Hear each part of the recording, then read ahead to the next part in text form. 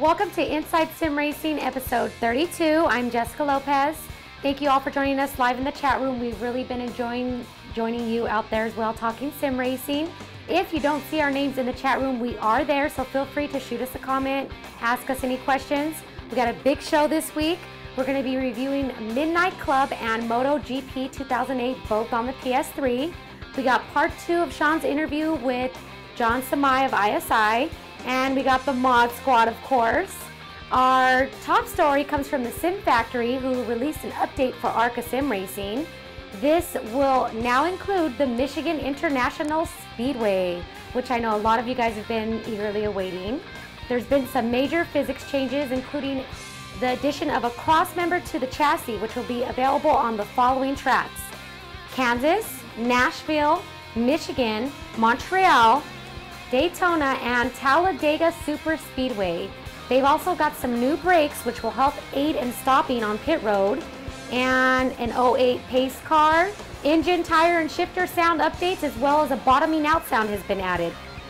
Go to thesimfactory.com to download your update, and then you too can be driving on the high banks of the Michigan International Speedway.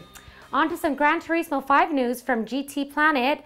You guys may have heard of a gentleman by the name of Ahmed Al-Azmi, who won the Middle Eastern Challenge, and he got to sit down with Gran Turismo 5 lead developer Kazunori Yamauchi, and he got to give him an interview. Before we get to that interview, a member of GT Planet by the name of Corey has sent us a letter, which Darren has here. Yes, I do. Hello, everybody out there. Got an email from Corey this week, and he wanted to know what the best sim was out there, because many of them in the GT Planet, forums, they're trying to use PCs as a benchmark, because Gran Turismo is starting to become more and more PC sim-like. So he wanted to know which one was the best to compare it to for damage, sound, features like that. And you know what? He'd asked about Live for Speed, GTR, Race 07, rFactor. You know what? All of the above. All of the above. iRacing is another one. ARCA if you're looking for oval racing, which is not really much in Gran Turismo. But yeah, you know what? All of them are great examples, and they're all great sims. So and they're all, top notch. And Gran Turismo is getting there. It's really great to see that console gamers are kind of crossing over into the PC sim world, and it is great vice to see. versa. No doubt. Lots of crossover going on. Making the community grow. Yep. All right, well, back to Gran Turismo 5. In the interview, it was revealed that Nordschleife will not be available until the full game of Gran Turismo 5. Yep. When the game will be available, that he didn't answer, but we do know that it is going to be sooner than expected. Hopefully early next year. That's my guess, because people were saying 2010, but from the sound of that interview, it sounds like very soon. And once the game is released, soon after that, private online races will soon follow. And there was also confirmation of what is called the rubber band effect. I don't know what that is. Can you explain that to me and the viewers who may not know? Yeah, what that is in arcade racing, when the guy in second place starts getting too far behind. In Gran Turismo's case, it's 2 seconds back. That's what Kazunori had confirmed.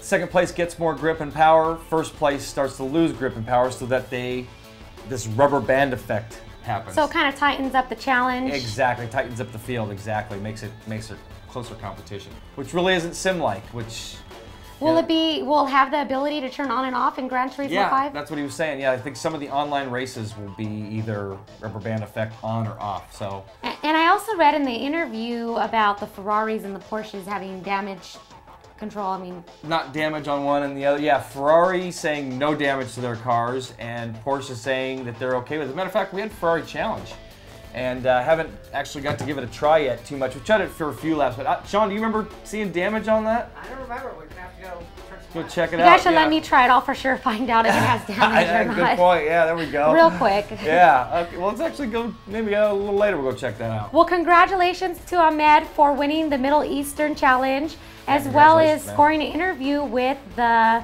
lead developer of Gran Turismo 5. Yeah, he also got to drive the Nordschleife and Le Mans, and with the updated graphics and the high definition graphics and the physics, the new physics. The new physics. Right. On a unreleased, what is it, like a demo or what type of? Developer's version. Developer's version of the game. Yeah. And he also copped a signed PS3 and PSP in an unreleased white ceramic color, which I want one myself, so I'm hoping Darren can win one of these challenges. So you could win the PS3 for me. Yeah, well, if they had one in the U.S., man, maybe I'd have a shot at one. They don't have one here in the U.S.? Yeah, hey, Polyphony, come on. Get us some competitions out here. I want a PS3. I don't know if I'll win it, but hey, I'll at least go for it. You'll try, right? Yeah, no doubt. If I win it, it's all yours. Speaking of challenges, I know that yourself and Sean are in some kind of challenge at iRacing. Yeah, actually, we're going to give Season 4 a shot. I tried Season 3 a little bit, but just kind of ran out of time. But yeah, we're both going to give Season 4 a shot. I'm up in the Mazda. Now, remember the Star Mazda we talked about a few weeks back? I was kind of giving Sean some crap yesterday because he's only got his D license. I got my C license. So I'm going to run the trucks in the Star Mazda. Coming for you, Ganji. Yeah, we'll see about that, buddy. All that double secret training you were doing. Yeah. So, yeah, he's got to get his safety rating up to 4.0, and then he can run the Mazda with me. Well, best of luck to both of you guys in Season 4. Oh, thanks. And Season 3 has just ended. As a matter of fact, the champions were crowned. Yep. And here are the winners in their classes. Yeah, congratulations, guys. Star Mazda Championship, Luke McLean. And in the Silver Crown Championship, it's Don Prather. And Luke McLean wins his second championship of Season 3, this time in the Skip Barber. iRacing Late Model Tour, Brad Davies. Dion Bergers is the Advanced Solstice Champion for Season 3. The Advanced Legend Cup goes to Josh Berry. In the SK Modified Series, Darren Stevens wins the first championship for this new series. And lastly, also a new series for the season was the Legend Road Series won by Marcus Aberg. Congratulations to all the Season 3 winners out there. And hopefully I can get my iRacing membership soon so I too can be joining a little friendly racing with you guys. Yeah, let's hook it up. We got to get you through your, get you up to your C license there. So we can do some racing. All right, rFactor fans, we got part 2 of Sean's interview with John Samai from ISI, which he did a really good job on. Yeah, he did a great job. We got way more than we expected. John told me he wasn't going to give us anything about rFactor 2 and just spilled the beans. Spilled the beans, and we're here to spill them with you, so check it out. Yep.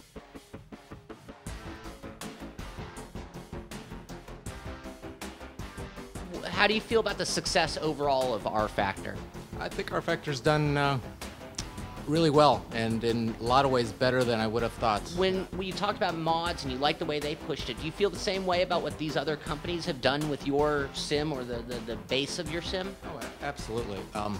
You know, everyone has kind of a different focus and emphasis, and when people want to make a product or they want to get into some aspect of sim racing, they focus on that one aspect, and I think each of those examples that you just cited did that. We've had other people contact us about licensing and some other groups working on things, and they have their own focus, and I think it's great because you know, they're doing something we can't. Will those lighting effects change like the shadows? Yes, they will. And the sun coming through the clouds is particularly cool. And it really applies because it's, you know, you go through and it's really sunny and it just has a different look and feel, especially with long shadows. Then all of a sudden the cloud comes, covers the sun, and now everything's gray. Right. And you know, you're looking off in distance or you're looking at specific points and whatever, and it does affect what's going on.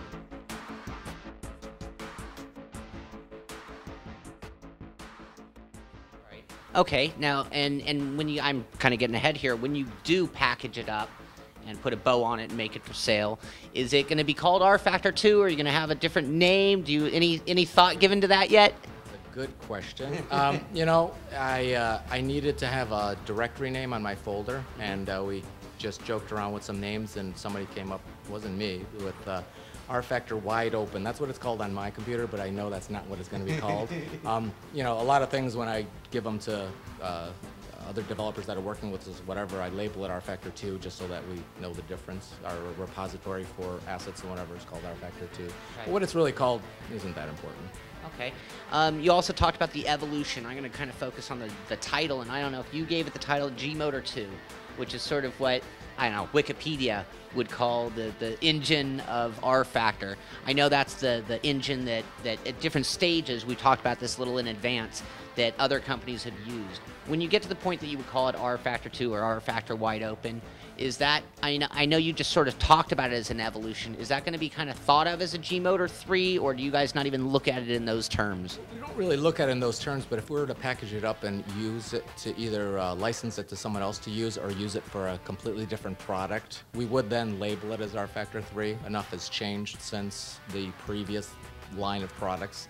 So, you know, could it be called rFactor or G Motor 2.5? And actually, even the G Motor part's really the ISI motor. The G was for graphics, and that's one aspect. You know, it's not small, but it's not the main part either. Right. So the ISI technology, or the motor, makes sense for a racing sim, that powers the thing has evolved enough that I certainly wouldn't object to calling it the third major revision.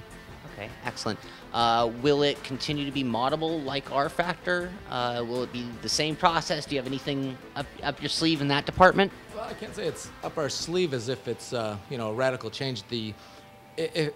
Generally speaking, if you look at how, for us, or for me, how rFactor evolved, you know, opening it up was the key focus for the first product. And for the second one, now it's going to be managing that wide open process, which is why I like wide open as a name. You know, it's still wide open, but now it's, you know, controlled wide open. Right. Controlled chaos. And So that's a big focus. And would that be a quality control or just like a file management kind of control? No, quality, well, it depends on how you label quality. Quality in terms of making sure that things load properly and that they have the right significant pieces in there to make it so that it's identified as, hey, this is a revision of this product, or this works well, or this works with this product, or whatever. So if that's the way you define quality, then yeah, that's one aspect. But in terms of like, is this a good looking mod, you know, that has nothing to do with our product, or Okay. what we're building. Sure, sure. Well, I like the word wide open. It's a very appropriate title. All right, well, while we're on the topic of modding, what about cross-compatibility? Will everything from rFactor be able to come or convert over to rFactor 2? Will there be tools? Well, you know, certainly people will convert some or all of the mods that they've done in the past, but it's not going to be a drag and drop. The system that we're, you know, looking into and contemplating is one that really packages things up much more than you have now, and it defines mods and revisions of mods and compatibility with mods and what aspects are required for certain racing and things like that. And as a result, there's going to have to be some additional information put into these. Now, whether, you know, I don't know if we'll do a tool to do that. We might, but I don't think it's the kind of thing that's going to. It's not going to be a difficult thing for somebody who has a mod now that they're happy with, and they want to put it into rFactor 2. So they'll be able to do that. But our main focus will be on people creating new mods, not necessarily from scratch. A new mod might be, you know, a mod that they did in the past, but has now been taken to this level. And so there's some additional things they need to do. And that's part of the whole thing about how we try to control some of the, you know, development chaos, you know, not just from the mod group, but from our own. You know, we've been doing so many little projects and so many things, and we've tried different kinds of stuff. And so we do need to rein in. I think we have a good system. It's very open, and it allows for a lot of flexibility and a lot of creativity, and now it's a matter of trying to get some of that, you know, down to where the rubber hits the road. All right, well, we kind of talked about user interface. rFactor can at times be a little difficult. Will this make it easier for people to utilize mods? Well, there's two aspects to user friendliness. Certainly the people who are just using the mods, that's one aspect, and that's something that we do need to put some more control over, so that people who are not only when they want to get mods and play them, but also so they can experiment more. And one aspect that we're kind of playing with and we're trying to figure out a good formula for is how to allow people to sample mods. So mod makers have the ability to say, okay, well, here's a portion of the mod that you can try, and if you like it, or, you know, it's like, you know, we want to do a quick race, and so you don't have to make the big commitment to downloading this big giant mod, installing this thing, and potentially messing up your system. So that's one aspect, and we're trying to build that into it. You know, how that goes depends on how our test goes, depends on how our beta testers, you know, like it and don't like it. It depends on, you know, some of the mod groups that we get to test it out. So that's a big unknown, but I do know that that's an aspect that we're concerned about. So making that more user-friendly is important. The user-friendliness of creating mods, you know, that's a good question. And I got to say, you know, I'd like to say that, yeah, for sure, all of our tools are going to be that much better. And I don't know how true that is. And it's not because we don't want to. It's because as we develop tools and pipelines or whatever, we typically do it at a pace that allows just enough time to get it to work for us, as opposed to make it work really easily or well, or make it more compatible or friendly for people who have not used other aspects or don't know the system.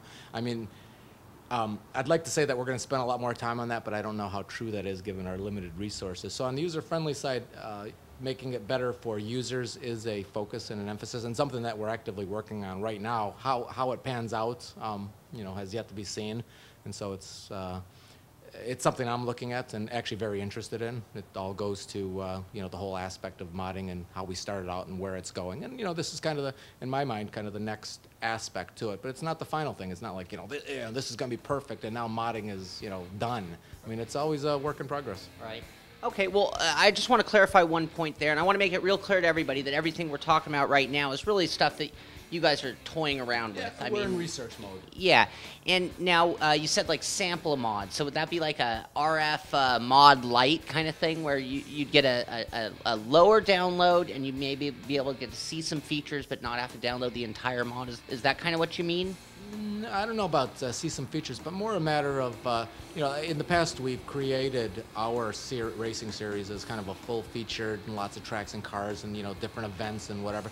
And, you know, that's pretty, I think that's pretty cool, but for the people who may not be interested in that and just want to get a sample of it, we're trying to find a way, like, you know, how do we allow this to be packaged up such that, you know, if they like it, then there's more available to them later. Because our, you know, as we've seen, there's been quite a explosion of different kinds of racing and mods and whatever. And you certainly don't want to have to get, you know, 1 gig mod every time you want to try something. It's just, it gets pretty ridiculous. Although I do like the threads that I see, you know, how big's your rFactor directory? And, you know, I have to delete mine every couple months so that I, you know, can manage it. Yeah, I actually have like 4 installs in order to manage all my mods. Have you given much thought to licensed content? You think we'll see some licensed tracks, cars, or, I mean, rFactor original, you kind of had, well, you had the Sauber, but really you had some unlicensed cars, and then immediately the modding world took over. Is that how you're going to go about it? Do you think you'll do some licensed content this time, or is it not so important? Well, it's not that it's not important. We don't have a licensing person. We never have. We've never gone after any content in terms of our licenses, in terms of, you know, this is something we have to have in there. I think that there's enough kinds of racings and types of racing out there that you can get a pretty good feel for things without having to have exact licenses. But we're certainly not against it, and it depends on the situations. We've worked with licenses in the past, and we've worked with companies who have talked to us about, you know, using this, and in some cases it works out, in some cases it doesn't, but it hasn't, we don't have a person that does this, and it's not an aspect of our company that we push. All right, well, you know, that's a lot of information. I got to ask you one more time. You stumbled across it in the beginning. Do we have any timeline? Can we, I mean, we saw rFactor 2. It was running, it was rolling. I mean, but that doesn't mean a whole lot in terms of release. Any idea? Are we looking at 2 months, 6 months, a year? Any clue for release?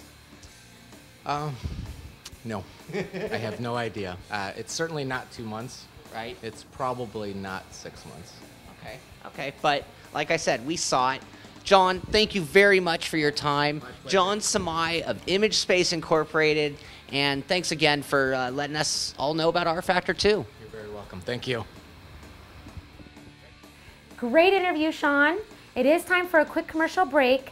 On our return, I'll be passing it over to the guys who are over in the console room. They're going to be reviewing Midnight Club, as well as show you a little bit of Moto GP 2008 by Capcom. You're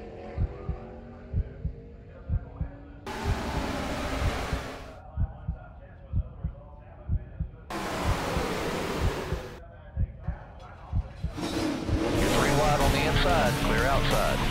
You're doing great, keep it up.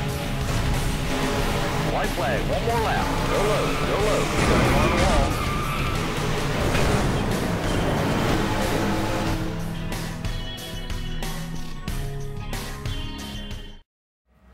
All right, so here we are in the gaming room, and as you can see, we've got Midnight Club Los Angeles by Rockstar up on the screen here. Yeah, no doubt. Rockstar, and you guys may be familiar with them, Grand Theft Auto fame, and they've also done a few iterations of Midnight Club, I think back to the PS2. I think I saw a version for the Xbox, and we're taking Midnight Club Los Angeles for the PS3 through its paces.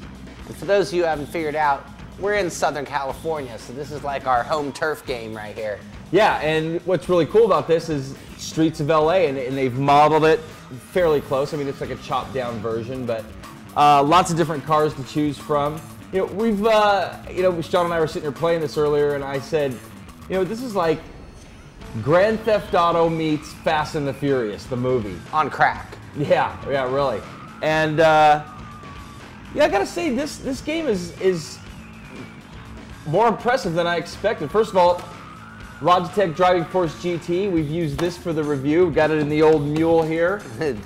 And I wasn't expecting it to work with wheel, were you, Sean? No, it's actually worked out pretty nicely. Yeah, I was expecting to be playing this with a gamepad. So it's got force feedback and a lot of fun. Street racing through LA. Illegal street racing. Yeah, you go on different missions and Got the it's cops out there. Yeah, cops chasing you, and it's a lot of fun. So we're gonna take it through its paces, just like we did Baja in the last episode. And I'm gonna start with the first half of the review. Sean's gonna do some driving, and then we're gonna switch places about the halfway point.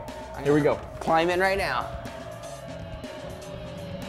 All right, well, here we go. And we're going to go through the rating scale, 12-point rating scale. And this one actually did pretty well in the sim, in our sim rating. So going to go through all 12, give you sim and arcade. Sean's driving a Camaro that we won in a race. Ivan was the guy's name. I don't know, who knows. But we also haven't done much online racing. We've checked out what is possible online. We didn't have a car capable enough to really be competitive online. So we pretty much have stuck offline, but we can definitely rate what the online capability is like, because we did a little bit of it. But so we're going to start with the physics. And Sean's, I don't know if you're in a race, he's just cruising, it looks like right now. He's hauling ass. He's hauling ass. So actually, you can hear him just fine. I don't need to say anything. So anyway, we're going to start with the physics. And first of all, there's no tire wear. There's no garage for car setups. But you can upgrade your car to handle better, go faster. You just probably heard of turbo features. Got nitrous. Some cars have nitrous, and you got like a nitrous tank, so you got so many shots per race, and you can refill that at the gas stations. But the physics are pretty good, actually. I like them better than some of the other arcade racers out there. The cars handle predictably. A little too predictably, but overall, I had a lot of fun driving them. What do you think, Sean? Oh yeah, well, you can just see that the car is acting like you would expect it to, as I request from the steering wheel. Directional changes. You can do a little bit of throttle steering as well. You definitely learn the way the car drives and can drive it around its needs. Oh, we got a little... And the different cars have different types of handling, characteristics, power characteristics. So my rating on the physics were a 72, and Sean gave it a 69. Okay, next up, graphics. I think they're really nice. A few jaggies here and there if you really start looking closely. Yeah, when you consider how much is out there, it's not a lot of jaggies per entertaining graphics. Right, 1080i we're running it on. That's the max capability of this set. But it looks great. Day to night transitions, just like Grand Theft Auto. Like I said, few jaggies, few frame hiccups. Actually, we had this thing just completely stall on us. I've never had any PS3 games. Firebird. Oh, right on. I haven't had any PS3 games completely lock up, but this one definitely did a couple times on us. But overall, the frame rate when the action's going is great. Lighting and shading is very nicely done, and the rendition of LA is awesome. So we were easily able to pick out landmarks, and it looks really cool. We both gave it 90s in the graphics department. Next up, sounds. I like the sounds a lot on this. I think the motor sounds are good, tire sounds. Music's cool. It seems like the music and just about all the Sony titles, I've heard the same song now in Pure Motorstorm and now Midnight Club here. But good soundtrack. And like I said, the car sounds are good. The V8s are throaty. The four bangers sound a little whiny, and the exotic sound exotic. Oh. So sound, I gave it a 90. Sean gave it an 85. All right, next up, I got presentation or ease of use. I think it's great presentation. Lots of configurability. The replays, you can do replays. And, like we said, some of these games don't have replays. It's been kind of a bummer. But things are easy to get around and get used to, especially if you've played Grand Theft Auto. Multiple views to race from with really nicely rendered cockpits, and they're all unique, it seems, based on the type of car. The career mode is a lot of fun, and it's more than just street racing like we mentioned. You can do time trials, test drive any car, and do missions like delivering cars. We were doing that a little bit earlier. Illegal street racing. Yeah. Oh. Presentation or ease of use, Sean and I both gave it a 90. All right, 5th category. Sean, your driving time's just about up there, buddy. Dude, are you serious? Fun factor. Another game we've had a blast with. Man, I can't, honestly, all the games that have been sent to us lately and that we've tested, we actually rented this one. Couldn't get a hold of Rockstar. But and they've been a lot of fun, you know, each in their own individual ways. It's hard to knock any of them really, you know, as far as fun factor goes. Sean and I have actually been playing this nonstop for, what, about 4 hours now? Yeah. At least. And we're not even that far in the career, so there's lots to offer with this. Multiplayer, career mode, you can totally, you know, customize your cars. So fun factor, I gave it a 92, Sean gave it a 90. All right, number 6, and last in my department. We rated them all together, but last that I'm going to talk about, and I'm going to go do some driving here while Sean tells you the rest of it. Car models is the next one. Lots of cars to choose from different eras. Sean's in a 69 Camaro right now, up to, man, there was a Saline bikes. There's bikes in this. And like I was just saying in Fun Factor, you know, you can totally customize each car, upgrades, paint jobs, rims, tires, interiors. Just tons of stuff you can do with these car models, and there's a ton to choose from. We both gave it 90s in car models. So there's the halfway point on the rating scale. Sean just finished a race, so why don't you step aside there, buddy? It's my turn. Yeah, I guess I gotta get back to work. You get I'll take this Laurel Canyon loop race here that you got going. We'll pause it here, and I'll take over. All right, well, you can see Darren's back in the cockpit. His turn to drive. We've been playing this all day long. Got it a couple days ago, tried it back then, but today's the real shakedown, and like I said, all day long. Next category up, though, is damage. One thing you're gonna notice about Midnight Club is that it has great visual damage. You're gonna see bumpers flying off, you're gonna see glass breaking, you roll the car, and I mean, it gets pretty banged up. However, it doesn't affect the way your car drives a whole lot. Now, if you keep doing it all race or all cruise session long, eventually it gets to the point where the car will just die on you. So you can beat up the car to the point of death. But if you get a little damage meter down there. Yeah, there's a little meter down there that shows you. But the bottom line is, for most of the length of the races, unless you just try to kill it, you should be able to get to the end. In the case of damage, Darren gave it a 78, I gave it a 75. The next category is tracks. And for Midnight Club, tracks is actually kind of an interesting topic. They have one massive gaming area. It's the city of a semi-realistic version of Los Angeles. You can go from one end to the other. There are multiple routes everywhere you're gonna go.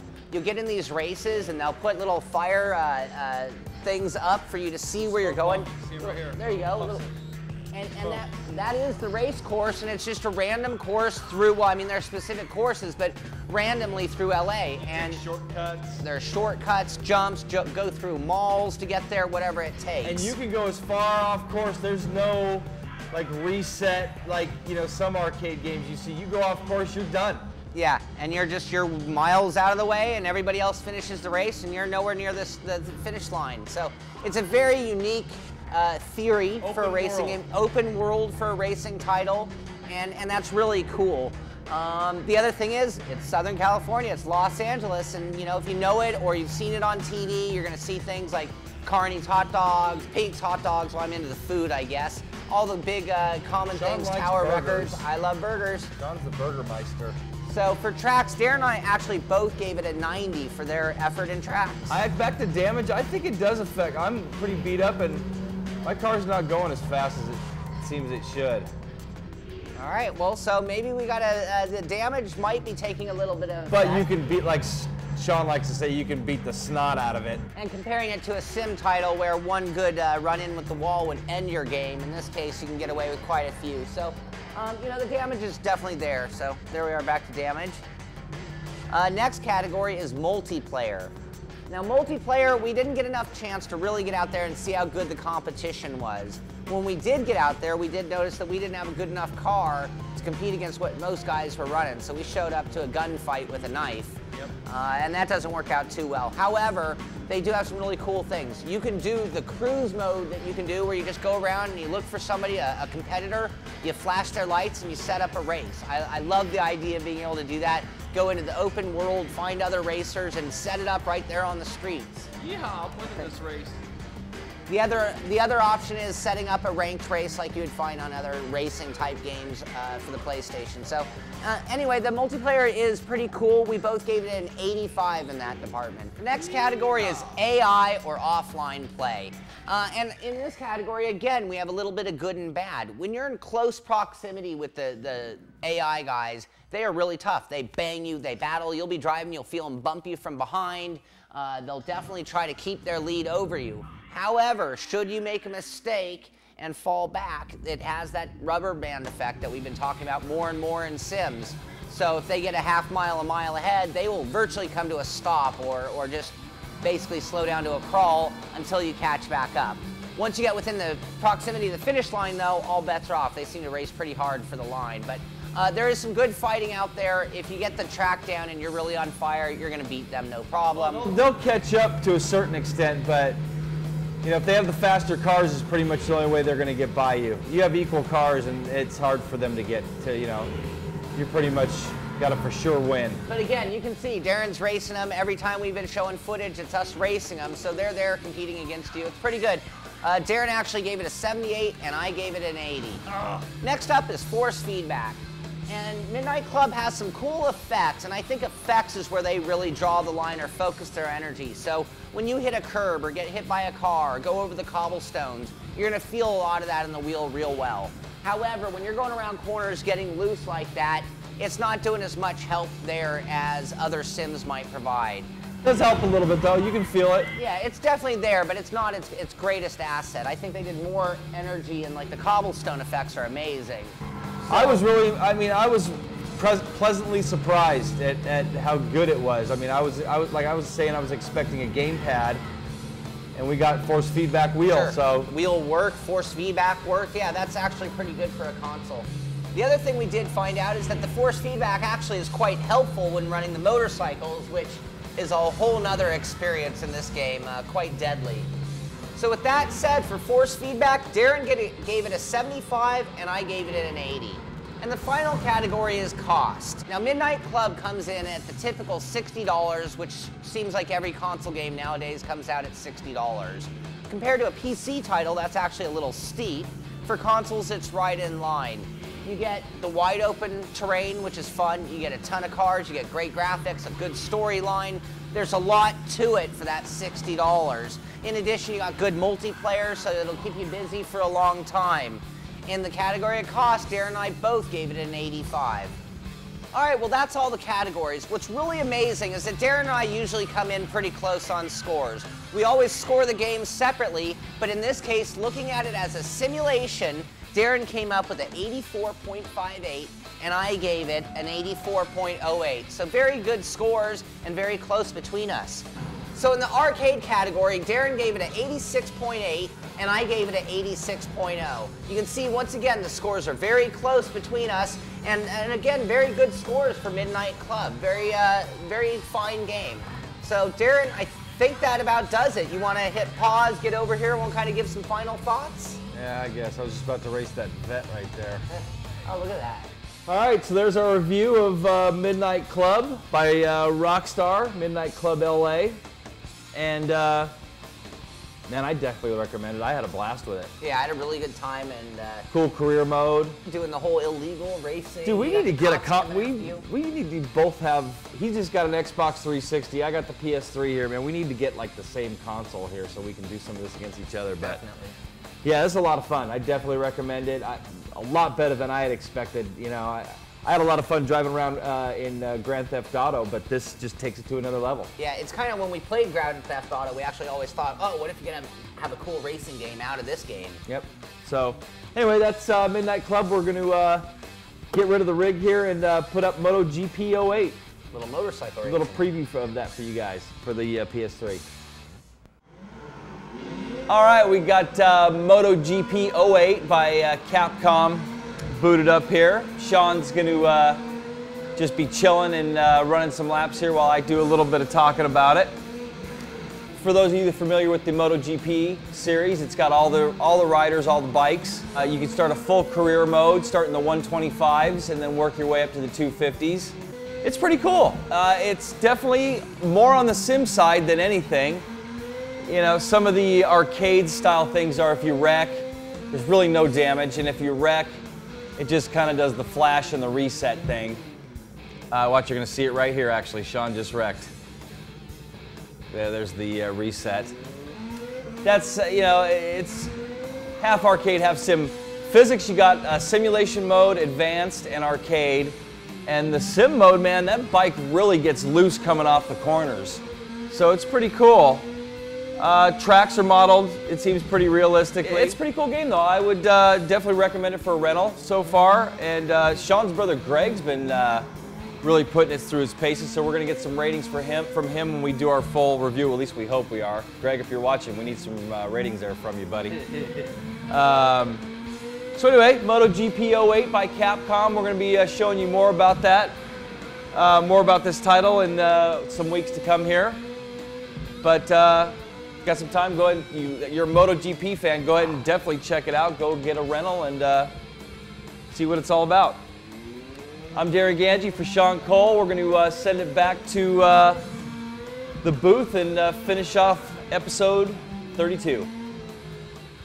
I'm back here with Sean, who just finished in the console room with Darren reviewing Midnight Club and Yeah, clubbing it up. clubbing it up. All right, well, we got I found another new website for you guys to check out. It's called esport-racing.de. Place is pretty cool. It's a great place for mods, files, and tracks for GTR2.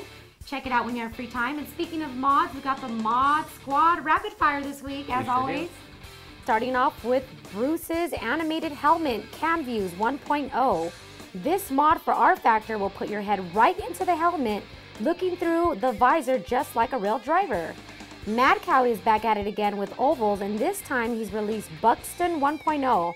This oval resides outside of Derbyshire, England, and is also for rFactor. It comes with multiple layouts for different types of oval cars to compete on. We have another oval for rFactor available now, and this time it's created by Boz Racing. This track is a dirt oval that goes by the name of BRL LVMS 1.0. This one is half a mile oval located in Nevada. Alfredo Martinez has released a road course for rFactor. This track is called La Torsica 1.0 and it's located in Spain. Torsica, that's fun to say. Torsica. Well, it's nice to see another track a little off the beaten path. I haven't heard of that one before, but it's cool to see in Sims. That's almost it for the mod squad. We have one more. It's the mod of the week. It's the BR Kart mod 1.0 for rFactor. I love karting so much, I had to take this one myself, so I put together a little video. BR Kart 1.0 is a mod that changes the face of rFactor. It is giving you the open view and intensity of karting all in a mod. This mod features two different classes of racing, starting out with the 100cc class and then moving up to the 125cc karts. In the 100cc class, you have 33 chassis to choose from, including common karts like Aero, Top Kart, and Italokart. The 125cc class has a monster-sized selection of karts totaling 66 different makes. And if that isn't enough, they also included 3 different engine manufacturers. And if freedom to use any engine and chassis aren't enough, there are 5 different tire makes included. Basically, name it in karting, and it's represented in this mod. Also, be sure to check the list of recommended tracks. With that, you will be karting for many hours. Well done, BR Dev, with a great mod in a totally new direction.